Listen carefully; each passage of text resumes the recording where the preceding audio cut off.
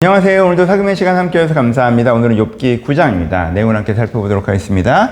빌닷의 말에 대해서 욥이 대답하는 부분이 나와 있습니다. 욥은 크게 두 가지로 대답하고 있죠. 첫 번째는 위대하신 하나님에 대해서 1절부터 11절까지 얘기하고 있고요. 그 다음에 그 하나님 앞에 내가 어떻게 서 있는가에 대해서 서 있어야 하는가에 대해서 12절부터 35절까지 이야기하고 있습니다. 이것은 객관적인 이야기를 하는 것은 아니고요. 욥의 상황에 맞는 주관적인 이야기를 하고 있는 것이죠. 하나님은 이렇게 위대하신 분이기 때문에 그가 나에게 이해되지 않는 어려움을 주신다 할지라도 난 하나님 앞에서 이렇게 5가지로 반응해. 그리고 이렇게 하는 게 원래 맞는 거야 라는 이야기를 빌닷에게 하고 있는 것이죠. 이 흐름을 이해하시면서 첫 번째 단락부터 살펴보도록 하겠습니다. 하나님의 위대하심에 대해서 얘기할 때 무엇을 가장 먼저 얘기하고 있어요? 창조를 이야기하고 있죠. 그렇죠? 창조. 여러분, 이게 창조주 하나님께서 세상을 만드셨다라고 이렇게 막 나열을 하잖아요. 그가 하늘을 펴시고 바다 물결을 밟으시고 북등섬과 묘성과 남방의 묘시를 만드시고 이런 얘기를 하면 우리는 그냥 되게 그걸 그냥 뭐 하나님 이런 거 만들었지라고 얘기하는데, 하나님께서 세상에 되게 대단한 것을 창조하셨다라고 할 때 담겨있는 메시지가 있다. 그 의미가 있다라고 사전 강의에서 말씀을 드렸죠. 그렇죠? 그건 뭐예요? 창조의 결과물은 너무나 아름답다라는 거죠. 그렇죠? 이 세상에 우리가 살고 있잖아요. 너무 아름다운 세상에 우리가 살고 있잖아요. 이 결과물 우리가 보고 누리고 있단 말이에요. 근데 그게 어떻게 만들어졌는지는 우리가 모르죠. 이 대단한 게 어떻게 됐는지는 우리가 몰라요. 그 과정을 모른단 말이야. 모르면서 보는 거예요. 그럼 저는 되게 과학적으로는 되게 무지한 사람이라 전 지금도 비행기가 이렇게 하늘로 뜨면 설명은 들었지만 너무 신기하거든요. 어쨌건 이 무거운 쇳덩어리가 막 이렇게 날아가는 거 너무 신기하잖아요. 그런 것처럼 저는 이제 과학적으로 무지하니까 그런 것처럼 과학을 아시는 분들은 이해가 되겠지만 좀 더 가슴 깊이 이해가 되겠지만 우리가 창조를 볼 때 이거보다 더 수많은 가지가 있다는 거예요. 저 아름답고 대단하고 엄청난 것들을 내가 결과의 아름다움 보는데 과정은 모르니까 저게 도대체 어떻게 된 거야? 라고 그 과정은 나에게 뭐예요? 측량할 수 없는 신비로 남아있다는 거죠. 그렇죠? 이게 우리가 창조주 하나님을 보는 기본 마인드예요. 그러니까 두 가지가 섞여 있는 거죠. 하나는 뭐예요? 하나님께서 결국 아름답게 하신다. 창조주 하나님을 믿는다는 건 하나님께서 결국 아름답게 하셔. 그 결론에 대한 신뢰예요. 그리고 과정에 대한 겸손이죠. 그 과정이 어떤 식으로 진행될지 나는 몰라. 이게 있단 말이에요. 그러니까 이게 내 인생에 어려운 일이 있을 때 어떤 식으로 적용되는 거예요.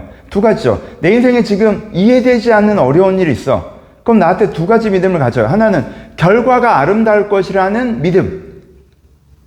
그리고 또 하나는 뭐예요? 이 과정이 나한테 다 이해되지 않는다고 하더라도 그것이 어떤 면에서 당연하다라는 것에 대한 수용이죠. 그렇죠? 하나님은 측량하실 수가 없어. 하나님은 신비로우셔. 이게 이제 연결되는 거죠. 하나님께서는 측량할 수 없고 신비로우신 과정이 있으죠. 하나님 일들을 해나가신데 그걸 내가 다 알 수가 없어. 와, 신기하다. 어떻게 하시는 거야? 측량할 수가 없어. 이건 내가 평가할 수가 없어. 라고 하는 게 우리의 입장이 될 수밖에 없다는 거예요. 하나님은 위대하시니까. 그래서 그 하나님의 위대하심, 하나님이 창조주 되심을 욥이 고백하죠. 욥이 뭐라고 하는 거예요? 지금 빌닷이 하는 네가 뭔가 문제가 있는 사람이라는 지적에 대해서 자기의 신앙 고백을 하는 거죠. 난 하나님의 이 위대하심을 믿는다. 하나님의 창조주 되심을 믿는다. 라는 거죠. 그렇죠? 그럼 그 창조주 되신 하나님 앞에서 우리가 어떻게 반응해야 하는가에 대해서 이야기하는데 욥이 이제 5가지로 얘기해요. 첫 번째는 어떻다는 거예요? 잠잠하다는 거죠. 뭐라고 표현하세요? 사람이 하나님께 변론하기를 좋아하더라도 1000마디 한마디도 대답하지 못하리라 라고 얘기하죠. 그렇죠? 내가 의로울지라도 내 입이 나를 이렇게 얘기하죠. 내가 말을 못할 것이라고 얘기해요. 계속 이 부분들이 반복돼서 나와요. 내가 하나님 앞에서 잠잠한다. 이게 무슨 뜻이에요? 내가 어려운 부분이 있고 이해되지 않는 부분이 있더라 할지라도 하나님의 그 창조심을 신뢰하기 때문에 하나님 왜 그러는 거예요? 이게 설명을 좀 해봐요. 이건 잘못된 것 같은데? 막 이런 식으로 얘기하지 않는다라는 거예요. 내가 잠잠한다는 거예요. 그렇죠? 표현당 이게 세 가지가 다 같은 거긴 한데 잠잠하고. 두 번째는 뭐예요? 자기정죄를 한다는 거죠. 여기서 자기정죄를 하는 표현이 내가 의로울지라도 내 입이 나를 정죄하리니 가령 내가 온전할지라도 나를 정죄하리로다 라고 얘기하죠. 그러니까 내가 의로울지라도는 어떤 기준에서 의로운 거예요? 인간적인 기준에서 내가 알고 있는 영역에서는 의로울지라도 다른 사람과 비교해서는 내가 알고 있는 신앙의 규칙과 섭리 가운데는 의로울지라도 내가 나를 정죄한다는 게 뭐예요? 지금 내 생각은 어때? 하나님이 나한테 이러면 안 되는 것 같아. 일이 이런 식으로 흘러가면 안 되는 것 같아. 예, 그런 게 내 생각이야. 근데 내 생각이 틀렸다라고 내가 생각한다는 거야. 자기 정죄. 내가 그냥 내 아이디어로만 하면 하나님이 틀린 것처럼 보여. 이럴 때 내가 뭘 한다는 거야? 야, 네가 틀렸겠지. 네 이해가.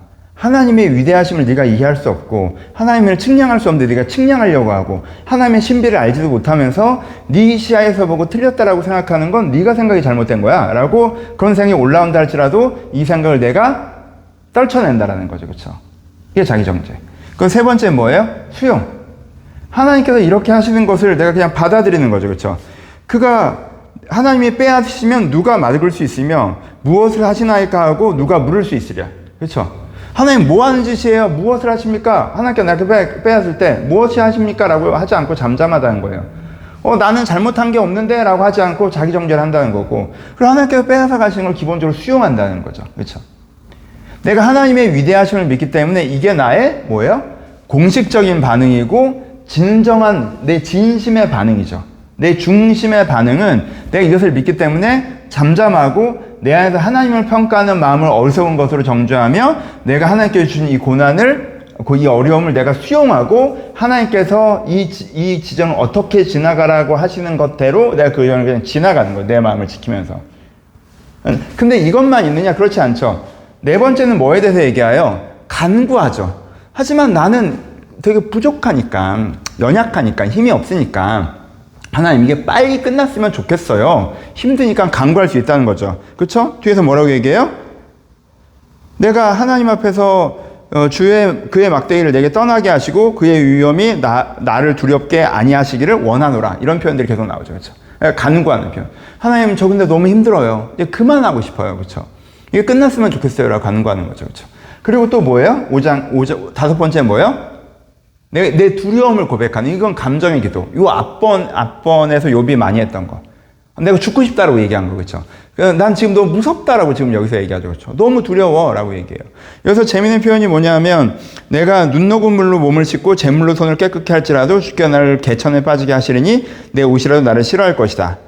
내가 29절 내가 정죄를 당할진데 어찌 헛되이 수고하랴 하면서 내가 고통을 두려워하노니라고 얘기하면서 이 얘기가 나와요. 이 단락을 잠깐 설명드리면, 그래서 지금 니네들이 나한테 얘기하는 게 내 감정을 나누는, 하나님에게 내가 하나님 너무 힘들어요, 죽고 싶어요, 너무 무서워요, 이 말을 하는 게 마치 내가 하나님을 평가하는 것이냐 그렇게 생각하고 이런 말도 하면 안 된다고 얘기하는데, 그건 아니야. 내가 지금 고통 가운데 있기 때문에, 고통이 너무 두렵기 때문에 이 고통에 힘들면 힘들다고 말은 할 수 있는 거야. 내가 지금 이런 말도 안 해야지라고 입을 딱 닫아도 이 눈 녹은 물로 내 걸 깨끗게 해도 내가 나를 다시 개천에 자빠지니, 그러니까 힘들면 이런 말이 나올 수밖에 없고 할 수 있는 거야 라고 이야기하는 부분들이죠. 그래서 욥이 이 빌닷의 얘기에 대해서 하나님의 위대하심과 그 앞에서 내가 지금 어떻게 하고 있는 것인지, 그 위대하신 하나님을 내가 믿는데 그 하나님이 나에게 이해되지 않는 어려움을 나에게 줄 때 내가 어떻게 하고 있는지 빌닷에게 설명하는 것이면서 동시에 이것을 하나님 내가 이렇게 하고 있습니다 라고 하나님께 고백하는 것으로 욥기 9장이 진행되어져 있습니다. 그러니까 조금 더 설명을 해주죠. 그럼 이게 빌닷에게 그럼 무슨 설명을 하는 거예요? 하나의 측면, 적용적으로 설명을 하면, 그러니까 여러분, 빌닷이 지금 꽉 막힌 사고방식 가운데 있잖아요. 빌닷은 어느 정도 좁은 생각을 해요. 맞지만 좁은 생각, 그래서 틀려지는 생각. 세상에는 선한 일을 해서 잘 되는 애가 있고 악한 일을 해서 안 되는 애가 있어. 세상에 이 두 종류밖에 없어 라고 생각을 하고 있죠. 그렇죠? 그러니까 그거에 대해서 지금 욥이 설명을 하는 거지. 그런 게 아니라 세상에는 되게 다양한 경우의 수가 있어. 앞에서도 얘기한 거는 여기서 얘기 안 하죠. 세 가지 경우의 수가 있다고 앞에서는 얘기했잖아요. 그것까지 포함하면 세상엔 세 가지 경우가 있어. 나쁜 짓을 한다고 힘들어지는 게 아니라 하나님을 위해서 헌신의 고난을 받는 사람도 있고, 자기가 잘못한 거 없지만 주변 사람이 앞에서 피해자로 고난받는 것도 있는 거야. 그러니까 경우의 수가 세 개라고, 너처럼 경우의 수가 단 하나만 있는 게 아니야. 그리고 그 세 가지 경우의 수에서 내가 하나님 앞에서 내가 이해되지 않는 고난을 당했을 때, 그렇지 2번, 이건 3번, 이건 그때는 어떻게 반응해야 되냐면 5가지로 반응해야 되는 거야. 네가 생각하는 것처럼 세상엔 2가지 경우의 수가 있고, 어려운 일이 생겼으면 잘못된 일을 했던 경우에 해당되니까 회개하고 하나님 앞에 잘못했습니다 라고 해라, 이게 아니야. 세 가지 경우의 수가 있고 2번과 3번 같은 경우에는 5가지로 반응해야 돼. 그럼에도 불구하고 하나님의 선하심을 인정하기 때문에 잠잠하고 내가 내 생각으로 하나님을 평가하지 않고 이 고난을 수용하되 이것이 하나님 앞에 빨리 지나가기를 간구하며 하나님에게 위로를 구하는 것, 이렇게 5가지로 반응하는 거야. 그래서 나는 지금 이런 하나님을 믿고 이렇게 되게 잘 하고 있는 거야. 이 멍충아! 이렇게 이제 설명을 하고 있는 거죠. 그쵸? 이 좁은 사고방식을 갖고 있는 빌닷에게 넓은 이게 이렇게 되는 거야 라고 자기 상황을 정확하게 설명해 주는 것이기도 해요. 근데 또 하나는 아까 말씀드렸지만 이게 뭐예요? 하나님에 대해서 고백하는 믿음과 간구이기도 한 거죠. 하나님, 제가 이 하나님을 믿기 때문에 이런 어려운 상황에서도 이런 믿음을 지키고 있고 이렇게 간구합니다 라고 하나님께 고백하는 것이기도 하죠. 그래서 여기서 말이 이렇게 톤이 섞여요. 빌닷에게 하는 말에 톤이 있기도 하고 이게 기도의 톤이 있기도 하고 섞여서 좀 더 헷갈려지긴 하는데 이게 빌닷을 설명하면서 하나님께 간구, 기도를 겸하고 있기 때문에 이렇게 표현된다라는 부분을 이해하실 수 있을 것 같습니다. 그러니까 우리가 2가지로 적용해 볼 수가 있겠죠. 첫 번째 뭐예요? 빌닷에게 이 대답을 하는 걸로 연결을 생각하면 빌닷의 생각이 얼마나 좁은지를 우리가 느낄 수 있죠. 조금 더 입체적인 이해를 가져야 되는데 여러분 이런 경우 많잖아요. 맞는 말이긴 한데 편향된 말을 하는 사람. 세상에 그게 전부가 아닌데 흑백 논리를 쓰는 사람. 경우의 수 3, 4개만 보는 사람. 그렇죠? 그렇게 해서 결과적으로는 상황을 제대로 파악하지 않고 엉뚱한 생각을 갖고 있고 자기 딴에 의롭다고 하지만 말도 안 되는 걸로 막 이러는 경우 있죠. 여러분 부모가 이러면 자식들이 너무 답답하지겠지. 여러분 직장 상사가 이래도 너무 답답하고 권력자가 이래도 너무 답답한 거죠. 그렇죠? 그리고 그런 사람은 대화하기도 너무 답답하죠. 설명해 주기도 싫고 그래 넌 그렇게 생각하고 살아라. 약간 이렇게 된 거 있잖아요. 그러니까 이렇게 좁은 소견에 갇히지 않도록. 그렇잖아요. 지금 이게 얼마나 그래요. 어려움을 당하는 건 3가지 경우가 있고 2, 3번에 같은 경우는 5가지로 반응하는 거에서 욥은 지금 아무런 문제가 없고 되게 건강한 반응을 하고 오히려 존경스러운 반응을 하고 있는 건데 자기는 그냥 선과 악밖에 없고 그러니까 악하면 어려움을 당하고 그럼 어려움을 당했으면 회개하자 이렇게 생각하니까 욥이 이상하다 이렇게 생각하는 게 얼마나 어리석습니까? 근데 이게 계속 돌아봐야 돼요. 나에게 이런 어리석음이 분명히 있구나. 나에게. 나의 의로움, 나의 사고방식, 나의 좁은 소견에 갇혀서 악을 선하다고 하고 선을 악하다 하는 경우들이 정말 있구나.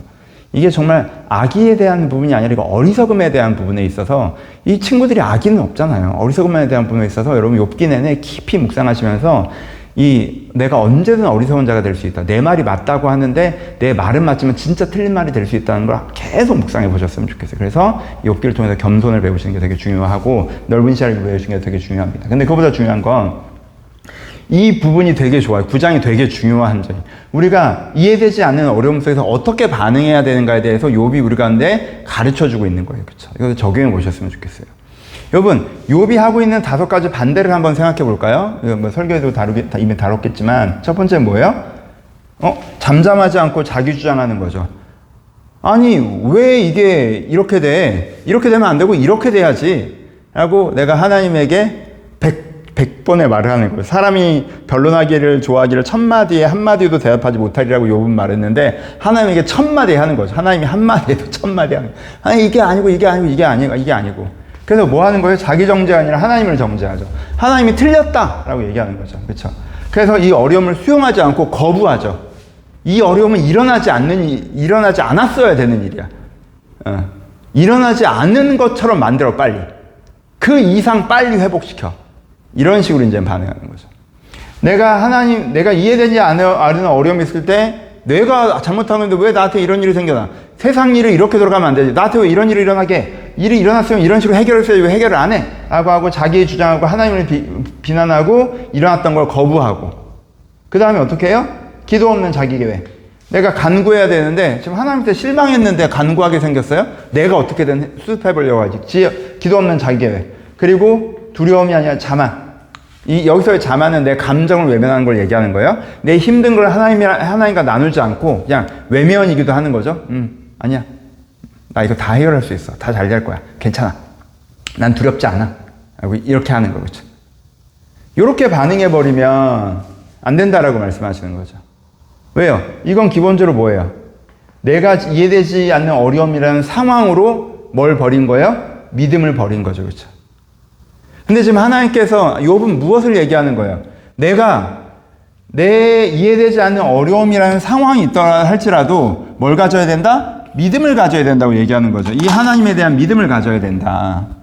그리고 하나님을 믿는다는 건 그 앞에서도 내가 내 생각을 내려놓고 잠잠하면 내가 올라오는 하나님에 대한 평가 이런 것들을 내가 오히려 부정하고 이 어려움을 일단 수용한 상태에서 간구하며 그 과정에서도 정서적인 위로도 구해야 되는 이것이 우리가 하나님 앞에서 가져야 되는 태도이고 우리가 가져야 되는 믿음으로 이 어려움에서 반응하는 것이다 라고 욥이 우리 가운데 말씀해 주고 계십니다. 그래서 이 9장의 이 5가지 여러분들 마음에 읽으시면서 이게 좀 이게 1번, 2번, 3번, 4번, 5번 이렇게 아니라 조금 섞어서 얘기하고 있어서 좀 읽으실 땐 딱 안 와닿을 수 있는데 이 5가지 비유로 보시면 보이실 거예요. 그렇게 해서 내가 이런 마음으로 어려움을 지나가고 욥처럼 하나님께 주신 사명을 감당하며 욥이 도달한 아름다운 열매까지 도달해야겠다. 내가 이런 마음이 아니라 이런 마음을 가져야겠구나. 어려울 때 내가 어려움에서 어떻게 반응하고 있었나 이해되지 않는 어려움에서 돌아보면서 이것들을 회개하고 결단하시는 시간이 되셨으면 좋겠습니다. 감사합니다.